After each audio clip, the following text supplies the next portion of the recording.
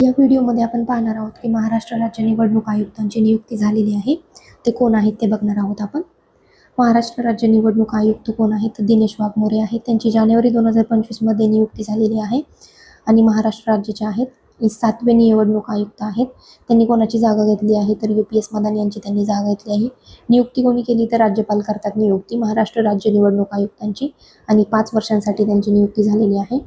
तर महाराष्ट्र राज्य निवडणूक आयोगाचं काम बघूया आपण. त्याची स्थापना 26 एप्रिल 1994 मध्ये झालेली आहे.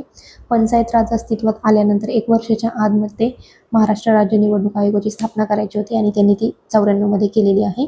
2 कलम आहेत महत्त्वाचे, 243 के आणि 243 ZA. ग्रामीण स्थानिक स्वराज्य संस्थांसाठी 243 के आहे आणि नागरी स्थानिक स्वराज्य संस्थांसाठी 243 ZA आहे. आणि हे आयोग स्थानिक स्वराज्य संस्था आणि ज्या शहरी स्थानिक स्वराज्य संस्था आहेत आणि ग्रामीण स्थानिक स्वराज्य संस्था आहेत यांचे इलेक्शन घेतात. याच्यामध्ये त्यांची कार्य काय? जिल्हा परिषदच्या निवडणुका, पंचायत समितीच्या, ग्रामपंचायतीच्या, नंतर नगरपालिकाच्या, महानगरपालिकांच्या आणि मतदार यादी ते तयार करत नाहीत. भारतीय इलेक्शन कमिशनची ती मतदार यादी वापरतात आणि निवडणूक नियंत्रण आणि देखरेख करणे. आणि याच्यामध्ये अजून एक गोष्ट महत्त्वाची की आयोगाचे पहिले राज्य निवडणूक आयुक्त कोण होते? तर DN चौधरी होते. एवढंच इम्पॉर्टंट आहे.